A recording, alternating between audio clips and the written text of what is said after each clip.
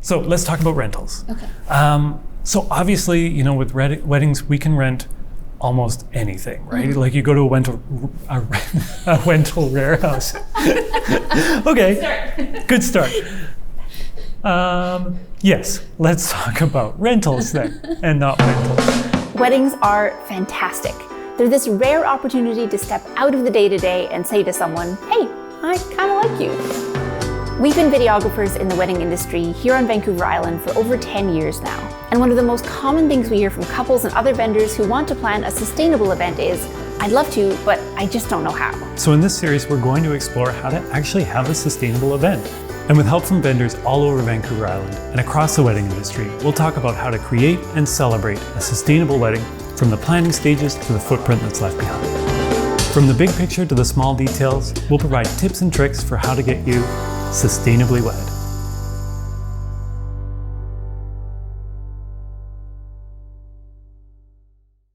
If you've been following along in our series, by now you'll have a sustainable mindset, vendors who can help make your vision a reality, and you'll have learned how to source local and seasonal materials and ingredients. But what about those things that you just can't get from a local vendor? Well, one of the most common things you see in articles or videos or blogs about how to have a sustainable wedding is that you can rent or reuse things. And it's true, rentals are a fantastic way to reduce your footprint, and also for a large event like a wedding, they just make a ton of sense. You probably don't have like 80 wine glasses just sitting around your house, or 80 dinner plates or chargers. And if you do, that's maybe kind of weird. But if you're thinking about how to make your wedding more sustainable, you've probably already thought about reusing, repurposing, and recycling. In this episode, we're going to talk about all of those things. But to start, we're going to breeze through some of the most obvious rental items. Even somewhere a little bit isolated like Vancouver Island, you can rent pretty much anything you can imagine needing for a wedding, in a huge variety of different styles. We're talking tables, chairs, glassware, cutlery, plates, linens, flooring, tents, a wide variety of decor, cake stands, lighting, games, signs, vases, arches, backdrops, rugs, lounge furniture, blankets, flameless candles, candle holders, table numbers, serving pieces, even a wacky waving inflatable tube man. There are a ton of options, and most of these, other than maybe the tube man, are probably things you've already thought about renting. But there are some other rental items that are a little outside the norm. For example, have you ever thought about renting plants? As we were putting together this series, we heard about VI Plants, a shop in Victoria that actually rents live indoor plants for weddings and events. So we offer plant rentals for folks who want to bring in plants as decor or statement pieces at a very small fraction of the cost of actually buying these plants outright. So a lot of people want to bring in some of those live elements. It really transforms a space to bring in especially large plants. But, you know, not a lot of people have use for 10 7-foot tropical trees long term. So I mean, I'd love that. Yes. That would be amazing in my house, but maybe not practical for the day-to-day. Exactly. So renting is a great option. So people are able to kind of make that statement for that particular period of time, and it doesn't break the bank either. I'd honestly never thought about renting plants before I came across VI Plants. But what I love about this approach is that your decor isn't just a single-use item, and the plants can bring in so much life and color to your wedding. So I think that having live plants is great in any sort of situation, whether you're having cut flowers or not. Most of our clients do opt to have cut flowers in addition to live plants, which is great. The benefit of bringing at least some live plants into the space is that these aren't disposable decor items that only have like a small shelf life. Most of the tropical plants that we sell here can live for decades and decades. So after your event, they'll go on to live a long and happy life. Actually, some of our clients end up actually buying the plants that they have rented just because they love them so much. I would totally be one of those people who rented the plants and then decided that I needed to bring all of them home with me.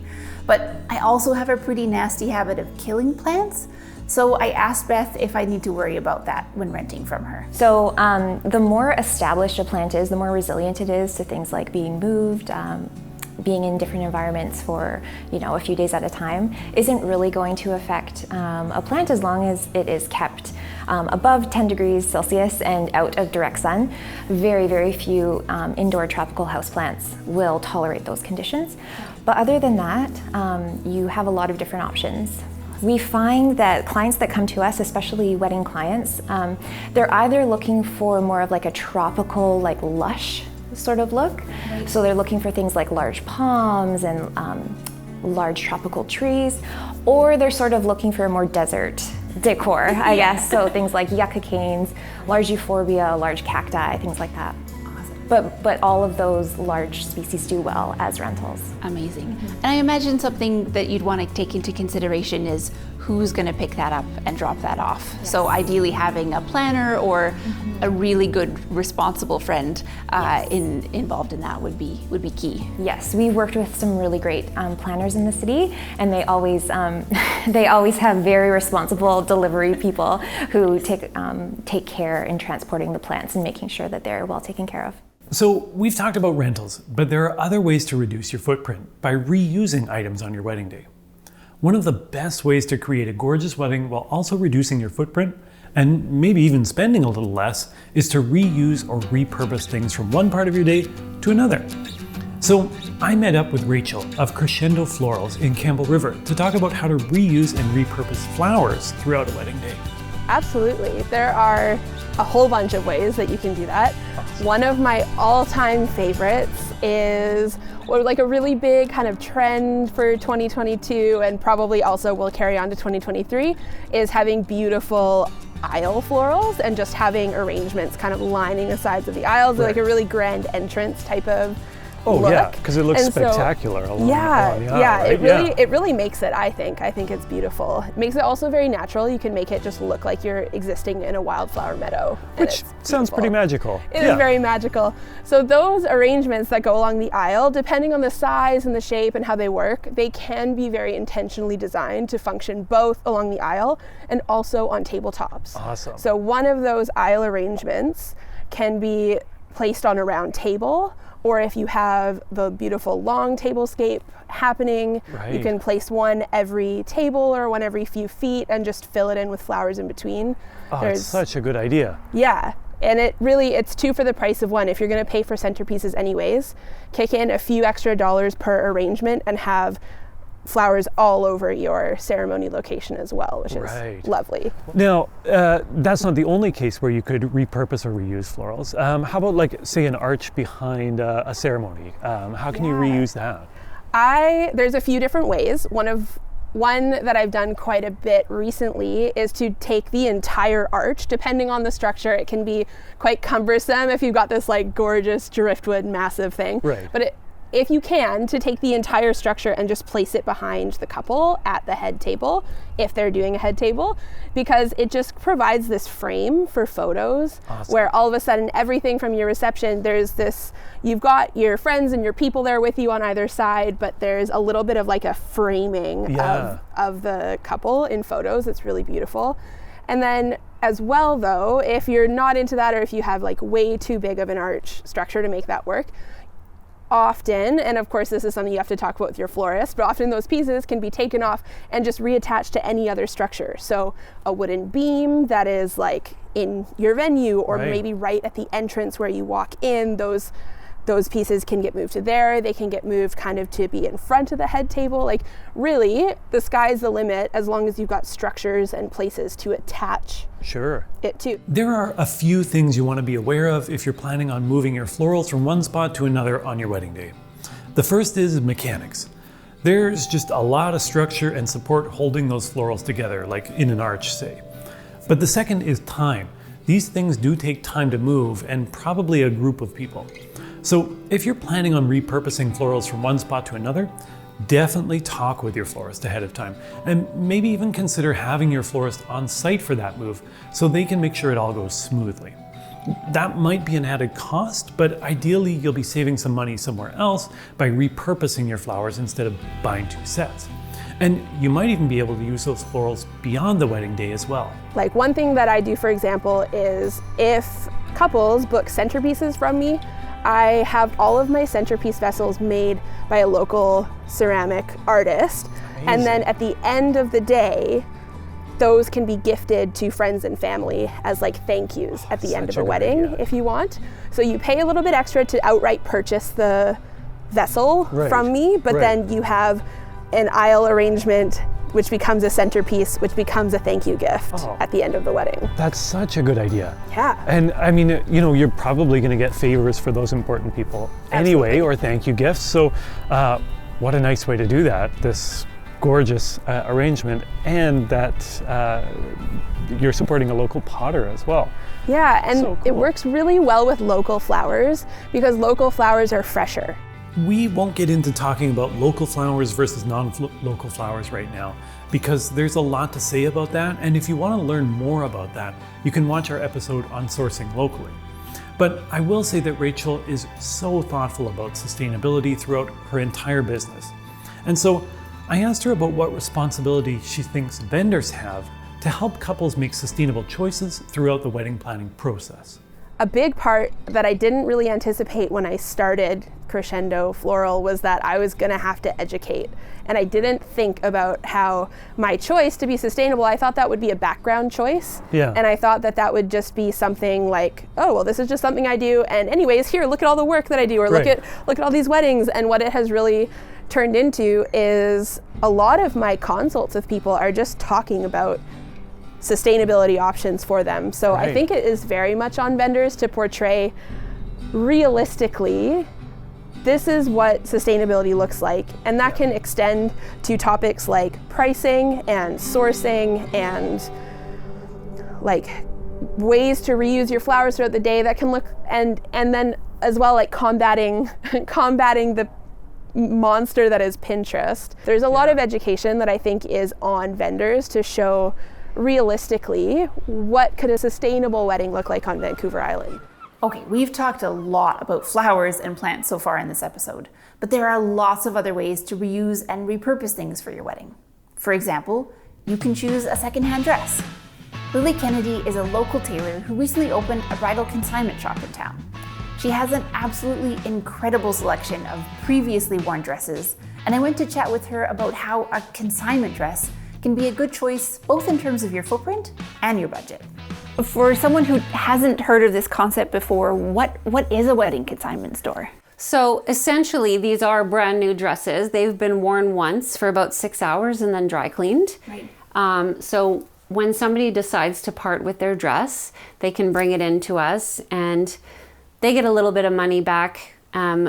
We make a little bit of money, but also these dresses are getting a second or a third wedding day. And since brides are looking at more eco-friendly choices, it's a way to save some money and also to impact the earth beneficially. You know, you hear a lot in the news about the impact of the fast fashion industry on the environment.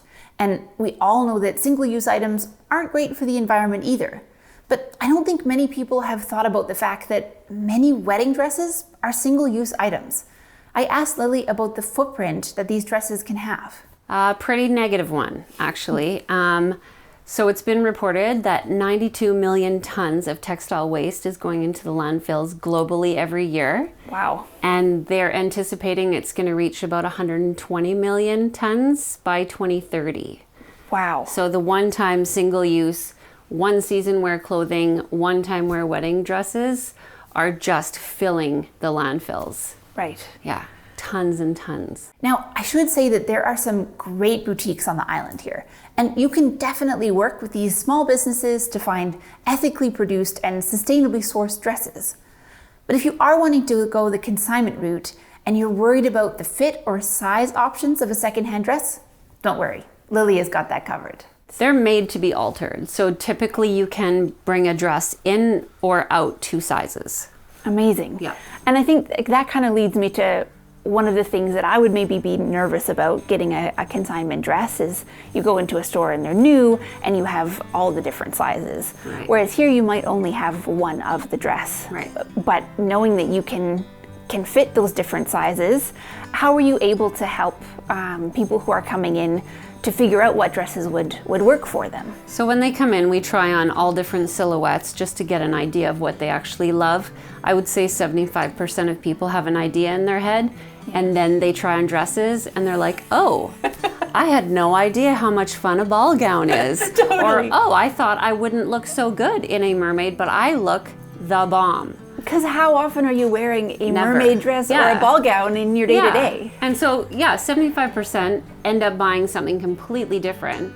And so we have a lot of fun just playing dress up. That's essentially what it is when you come in here. Totally. And are there some circumstances where you could buy a consigned wedding dress and then sell it again to another person after that? Yep. We're hoping to do that up to 6 times with one dress. Wow. Yeah. That's fantastic. Yeah, I typically alter them when I very, very first see a bride who has bought one from a regular wedding dress shop. Yeah. I typically, when I alter, I don't cut out any of the insides. I'll alter it and press it so that if it needs to be let out or brought back in, it can be brought back to its original size. Right. And so thinking about doing consignment, which I always have, I've always thought that I'll have all these dresses, and if I've altered them, I know that I can go back. I'm not just bringing them in and cutting out all the seams. So if you had one piece of advice to give to someone who was getting married and trying to do that more sustainably, what would that be? I would say be open to all different styles and silhouettes of dresses. Be open to consignment. Just because it's been worn once, it's essentially new. It's been dry cleaned, worn for 6 hours, and they don't have any bad vibes. They all have great vibes because you feel beautiful and they're amazing. And you save money. Totally. Right? Absolutely. It's a win-win. Save the earth, save a bunch of money, go on a trip. Absolutely. I can't think of any better advice than that. Yeah, save the earth, save some money. We've talked a lot in this episode about how renting and repurposing can be a great choice environmentally, and it can save you money. And that is totally true. But I do want to share a cautionary tale here about reusing, because we have some experience with this ourselves. At our wedding, we decided to have an afternoon tea, and we looked around at China rentals and decided we'd just buy a bunch of vintage cups and saucers instead of renting them. We figured they'd be easy to resell after the wedding, and that we'd probably even sell them for the same price that we bought them for. And honestly, we thought we were geniuses with this. And to be fair, it's not the worst plan, right? And footprint-wise, it's not that bad either. The cups were already used, and then we'd use them and then sell them to somebody who would use them again. But things got busy after the wedding. Priorities got pushed, and we ended up never selling the cups. And so since, we've had 60 of these teacups sitting in our house, and it's been nearly 7 years. So if you want to avoid this mistake, and maybe take out some of the headaches involved with sourcing all the rentals yourself, here's a good solution. Find a venue with all the rentals and decor built right in. Yeah, so the first thing that comes to mind is that if you're a couple that's super busy and you don't really know where to start, it's so beneficial to have a venue that already has all the options for you, especially if you're happy to work within those options. Rad is the owner of Rad Occasions, an awesome wedding and event planning company in town. And we met up at the Beach House, which is a wedding venue that has almost everything you could possibly want or need available right there. That gorgeous table that we're sitting at, Rad put that together in just a couple of minutes using only the things that were available at the venue. The next thing too is that if you are sourcing all your rentals from a bunch of different other vendors to get your vision to come to life, then you're also going to be looking at maybe like going up island, getting the stuff from Vancouver, and then that all adds to travel and the gas and just that whole entire carbon footprint. And I guess, with a venue like this, not only do we have the cutlery, we have the glassware, the vases, the cherry blossoms came from across the street, but we also have the setting, right? And like that makes a big impact for just the backdrop that you're in, right? Definitely. Yeah, I find that anytime anyone has a venue that already has an amazing backdrop, already has like really good structure like the chairs or the tables, then you're renting a lot less to make the space pretty or fit what it is that you'd like it to be. The Beach House isn't the only venue that has rentals available. Lots of places have this built right in. And one of the benefits of having your venue take care of all these things, like the plates, the cups, the chairs, tablecloths, linens, is that you don't need to know how many of those things you're actually going to need for your wedding. And then the nice thing too is like all your cutlery and glassware, like you said, are here. So they're also not a worry about renting enough because they have the ability here to wash everything. Right. Well, that's what I was thinking, when we were thinking about our wedding, initially we were thinking about doing it, say, at a private property, but then we think about like coffee cups and wine glasses. It's like there's a lot to figure out. Basically building a venue. Yeah. So there's a lot to be said for booking a venue that is gorgeous and has all of this built right in, not only because it makes your life easier, but because they know this stuff looks good right here. Yeah. Exactly. So this doesn't have anything to do with rentals, but we got talking with Rad about wedding favors. And she had some really great ideas about low waste wedding favors. And then she came up with one really good idea about how to repurpose items, like teacups, into favors. A great option is sticking with local and something that your guests will want. 9 times out of 10 people want chocolate. I mean, that's fair. Yeah. Or if you know that there's a lot of people that are coffee drinkers, coffee is a great one. Even if they aren't, they can take it home and have it for guests. And if they don't take it home, more coffee for you. Totally, yeah. A tea is another one that we've seen that's been like really meaningful to couples where they drink tea every Saturday morning together. It's a ritual, so they have their own tea blend for guests to take home. Well, and I love that. Yeah, I mean, not only is it edible, which is great, and if you don't drink tea, you can give it to somebody else. But it's a way for them to tie in their story. It makes it very meaningful, all within that. So they're making a very meaningful, intentional choice that is waste-free as well. Exactly. Awesome. That's so cool. Yeah. I love it. Are there any other good ideas around favors or things for guests or something like that? I really love the idea of candles too, because everyone, I know like you're talking about like using like edible favors, but everyone loves a good candle. Yeah. And especially if the couple pours them themselves, which we did have one of our couples do. And they have got all these vintage teacups to do it in, and everyone took them home at the end of the night. Amazing. I love that. Yeah. Yeah. Something that everyone can use and that isn't gonna just sit dusty on their shelf or something. Also a very good idea for us. We loved this idea from Rad so much. And as you know, we had a few teacups sitting around. Now, I'm of the opinion that it's never too late to give out wedding favors. So we packed up some of our teacups, took them over to a local refillery, and had them turned into candles. You get to choose your scent, and then they can fill them right there, which we got a little behind the scenes look at. And they look and smell amazing.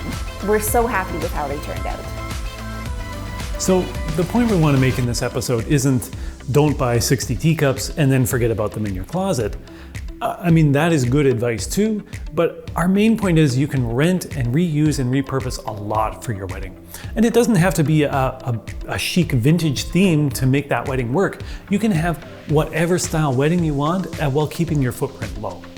There's a lot to consider throughout a wedding planning process, but renting and reusing can make your life so much easier and can keep your footprint small. Even with renting and reusing though, there's going to be some waste. It's just inevitable, and we're not suggesting that you should try for a 100% waste-free wedding. So how do you deal with the waste that's left behind? Well, if you want to learn more about that, stick around for our next episode.